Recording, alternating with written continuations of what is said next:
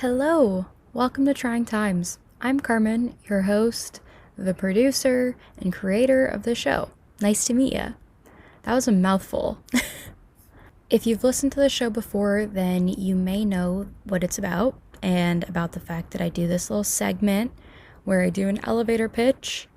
It's usually pretty awkward, but it's just a fun practice I've brought in. I don't know why. So, that little intro that I just did was in part my elevator pitch for today because I just felt like starting strong. So, yeah, now that that's been done and out of the way, I feel a little better about it. And you know what? That's it. That's the episode. Thanks for listening. No, I'm kidding. That's not it. We have a lot to talk about today. But in general, if this is your first time here, I just want to kind of introduce what Trying Times is about. So, Trying Times is all about trying times from my own life as we span over a variety of subjects that we all face at one point or another, or just know of generally. So, think of this as a phone call with a good friend that you're catching up with, because that's kind of what I see it as. Today's episode is going to focus a little bit more on the concept of finding your people. So, generally, I guess that whole task of making friends and meeting new people and how that can feel really daunting, and without a doubt, it could feel harder as life goes on. So, I want to talk a bit about that and how it may appear over certain periods of time. It's a pretty big mouthful of a subject, I feel. I think to start, not necessarily everyone, but quite a few people tend to meet their friends through some form of schooling, whether that be elementary school, middle school, high school, university, college, like anything.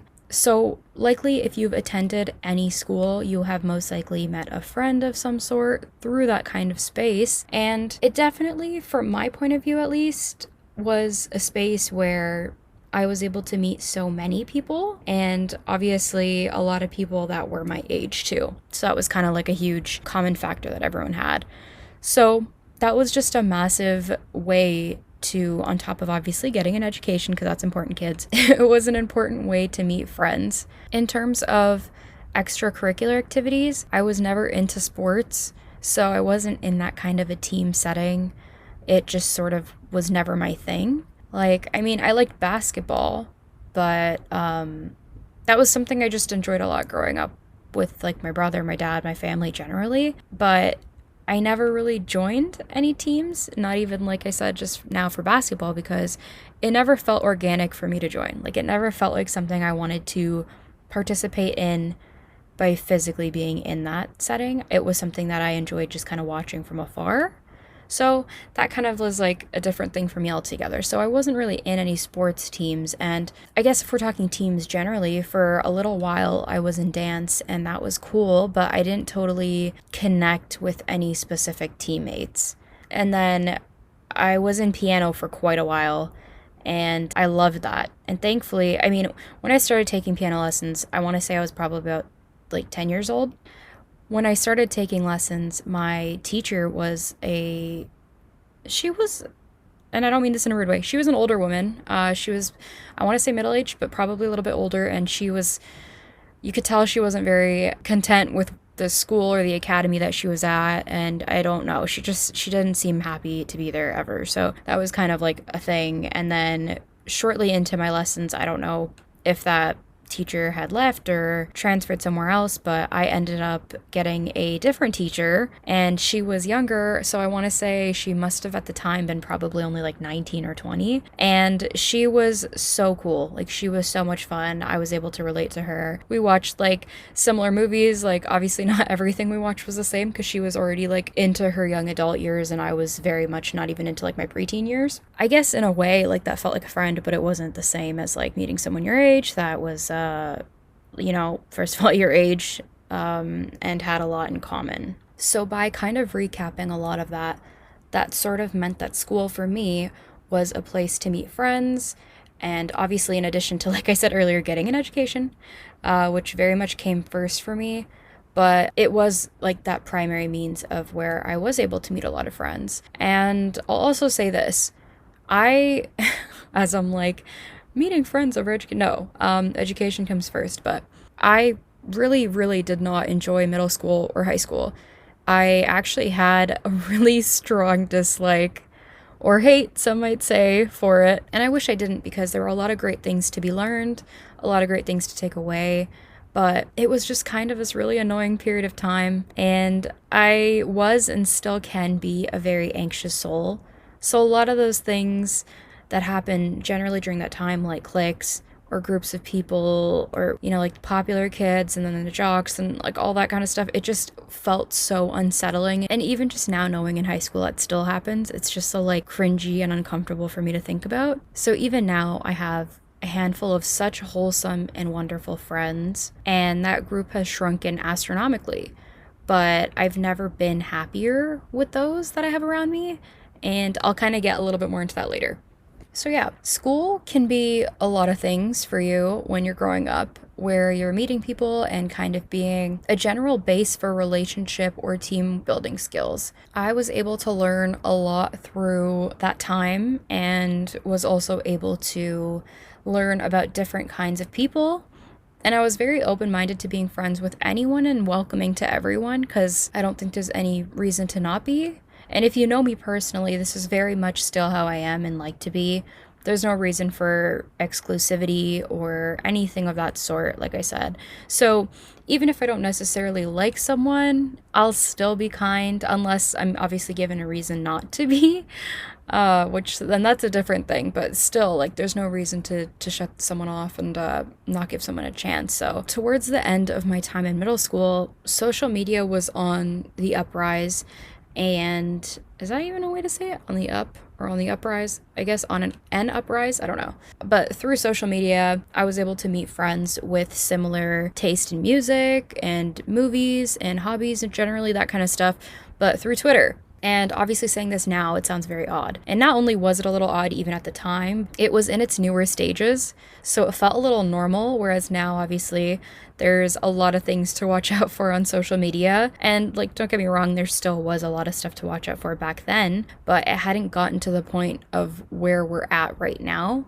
So it was even more interesting for me, because by the time I'd started high school, I was also avidly going to concerts. That was like my thing. That was my choice and social setting to be, and still very much is. So that was kind of another avenue for me to meet people who seemed into the same things that I was, and then we could connect through Twitter. So all in all, that was just a nice extracurricular in my eyes, in a way. One of my good friends right now is this cool person I met in line at a concert in 2017, and we are still friends and love hanging out. So yeah, I think if you're trying to make friends who like the same kind of music as you, it could be a cool thing to go to a concert. And you know, you never know who you'll be in line with or standing or sitting next to. That person could be a really cool friend. So I think that's a nice thing to never rule out. And a lot of people actually don't think about that, because a lot of people tend to go to concerts in groups, and it's very much what I do, because it just feels safer and it feels normal. And that doesn't mean you have to close yourself off to people around you or anything like that. There's always people there that are down to chat and are cool, and you never know that till you talk to them. So I think that's a really cool way to meet people. So that's still like my number one choice and setting of like where I like to go to be social. A lot of people I know like to go to clubs and stuff, or bars, and that's not really my type of setting. Like, I've never really been into that. I get really like almost closed off in those settings, so I feel like I'm not my most social self there. Whereas at a concert, everything just feels so much more laid back. Everyone's just kind of chill, waiting for like the music to start. Everyone's there for the same reason, and so like it's, I don't know, for me, like, that's cool. Maybe that's the same for other people for clubs and bars. It's just not that way for me. So I'm still heavily into concerts, but sadly, because of COVID, I haven't gone to one since 2019, which is like so sad to me. I mean, I saw a musical in a theater back in 2020, if that counts. I like to count that, because in my head then it isn't as long. But yeah, no. So I kind of covered middle school and clearly my distaste for it. Back to high school now. That was another time. Oh God. I was always just sort of fine with everyone. I felt like a bit of a floater, because I was friends with all kinds of people and had like, I very much had a core group of friends that I always hung out with, and still do chat with a couple of those friends sometimes. But if I'm trying to remember, I don't think I talk to anyone from middle school really anymore. And yeah, no, I don't think I do. I don't know. The core group of friends that I'm very close to now includes a couple of friends I made from high school, and a couple of friends from university, and then a good friend, as I mentioned, that I met at a show, like way back. And this group of people was from, like I just said, all very different parts of my life, and I'm just very much a one-on-one kind of person. I don't mind group hangouts in any way, but I just like to be able to give my fully undivided attention to the person I'm spending time with. And so most of these friends I have now, I want to say they all met. I don't, there's maybe a couple that haven't, but I just think it's such a weird but cool thing to have them together in a room. It's cool because I feel like they all know me, but from such different times, and it's just interesting to see all of them in a room because all of them are clearly very much an important part of me too. So it's cool to see them all socialize and get to meet, and yeah. I guess for me to have gotten to that point, like it wasn't easy. That was a really important thing to add. To get it down to these wonderful people, I want to say from the ages of like 18 to 23, which are very, very pivotal years, I think, in everyone's life because you learn a lot about yourself and a lot about the world. From those ages, I was friends with a lot of people from different points in time. And don't get me wrong, that's great, but it wasn't just necessarily this close-knit group or a select group of people that I could trust entirely with like issues or like all this stuff. Like it wasn't people that I'd just be like, I can easily look through this roster of people and be like, I'm gonna go trust all of, like, no, they were all amazing. And that's not to ridicule any friendship styles that existed during that time in my life, because I think a lot of those friends that made it to that point or were revisited or formed even during that time all came at a time to teach me a lesson. And I was there to learn something from each of those individuals and vice versa. And there were so many good times all around with people that I'm no longer close with, but it's so much better to me to look back at the positive and good times than to hold on to something that may become strained and the energy may not be fully available on both ends of the situation. So that's a big thing. And then also another big thing is that responsibility that comes in resuscitating a relationship. So you kind of got to start to look at what benefits you versus what might be pulling from you. And is this relationship or friendship something that's helping you grow? Is this something that's helping someone else grow? Is that balanced? Is it like lacking? I don't know. There's so many factors to it. So that's not me just being like, I walked away from so and so. It's more so that some friendships are meant to last a specific amount of time to teach you a lesson. And I genuinely believe in that. And that's not to say every single friendship has an expiry date or like a due date or whatever you want to call it. But a lot of the time, not all of them are meant to last. And that's totally okay. So that's another thing, is also knowing that and being okay with that. And also, like, if someone was good friends with you a while ago and then you guys had like a fallout or you guys just separated or, you know, like kind of drifted, because that happens all the time too, and you guys come back together stronger than before, that's also a very powerful thing. So it's kind of interesting how that can happen. So going off of that, I think looking at the other side of things, like if someone wants to make something work or last, or they think of you, whatever it may be, it's very much a two-way street. So for me, if I think of someone, you know, naturally I could be like, oh, maybe I'll reach out to them. But then it's been so long or things ended awkwardly, whatever it may be, that you kind of feel like a door has closed. Whereas sometimes maybe if it's like the person you're thinking of, you used to hang out with all the time, you used to be really good friends with, and you guys haven't spoken in a while, thinks of you and they reach out, it feels a little bit like a door can be opened. And sometimes someone, whether it's you or the other person, could restart or recharge a friendship. So kind of like what I was saying with resuscitating a friendship, sometimes it's worth it. Sometimes it may just be pulling a lot of energy from one person or the other or both. And you never know. It could be fully worth it, or maybe it won't be. It's just like a kind of a in the moment type thing, I think. And so whatever it may be, there's always two sides to a situation and two forms of energy, two forms of effort and whatnot, all of that, it just comes into play eventually. So I think going off of that, it's also important to know expectations. This is something like that is huge for me and in my life, and I'm really, really trying to work on myself with this. It's so important to not have expectations in other people that you might have for yourself. This connects to so many things, but let's say, for instance, you're really excited about something and you tell a friend and you're like really excited to share this news with this friend, and then maybe they don't match your energy and they don't share that same kind of excitement. That can be a little bit of a bummer sometimes, yeah. But is that their fault? No. you may have in part had expectations for them to be just as over the moon as you are. And don't get me wrong, that hurts to not have that reciprocated, but ultimately, no one is you. So I think a big thing within relationships and approaching meeting new people is to remember that you still very much always need to show up for you. You could become friends with someone who is so similar to you, but that doesn't mean that they have the same bandwidth as you to share the same emotions or share some emotions, and that's okay. It's just human, really. I think for me, a lot of the time, I'm very comfortable in being open, probably almost a little too open sometimes. And so that's where, like, I kind of set myself up for failure a little, because you have that hope of just sharing whatever and another person fully reciprocating that. And that's not the case. So again, I think that's why it was important to mention that age frame that I did of 18 years old to 23 years old in my point in life, because that's a super transformative time, like I said. And I learned a lot about myself then, and still am now, more now, if anything. And so a part of me was learning that I need to lean into myself a little bit more, especially more than I do lean into anyone else. And I think one of the things I started to realize was that maybe I was putting in more or even less effort in some places, and there was just a lot of reevaluating to be done. And that happens. It happens in a lot of things. It happens in so many different parts of life. And so I guess in that, kind of learning how to become reliant on yourself, and also sometimes, I guess, having that backbone in a way to maybe walk away from something that's not beneficial to the overall relationship. And I feel like that sounds really harsh, and I don't mean for it to. Like that phrase, I guess, of having a backbone.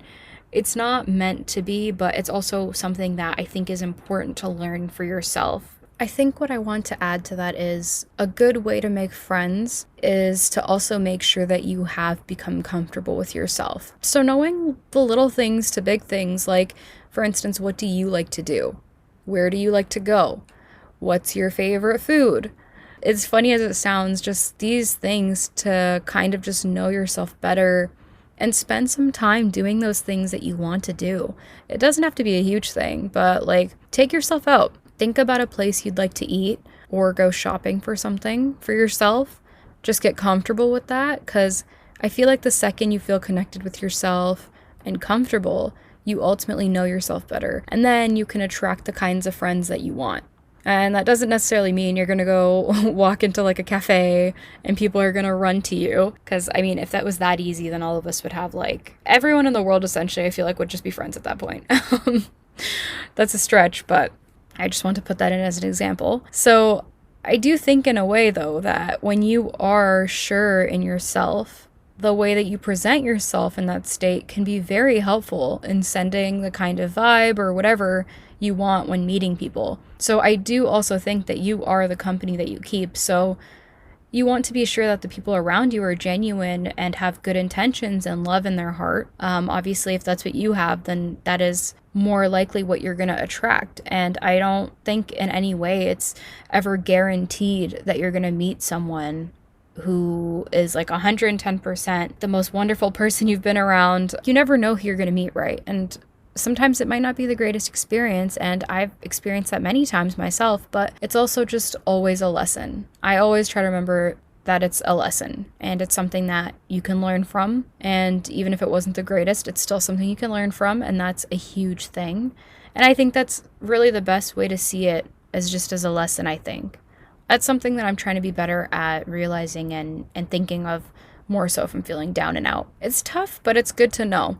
That's just like a tidbit of stuff about making friends. I feel like at different age groups, it's so weird. Like it gets harder, I feel, as you get older. For some, it might get easier. I found it to be like kind of a whatever type thing all throughout so far life. But again, I think if you connect with yourself and know what kind of a place you like to be in, what kind of a thing you like, and like whatever it may be, for me, the thing is music, and I like concerts. So that's like the big thing to go to meet people, not necessarily just to meet people. I don't go to a concert, just stand there and be like, all right, who's going to be my friend right now? No. But sometimes you accidentally just make friends. And I've had that happen the last few times I went to concerts, what felt like 1,000 years ago.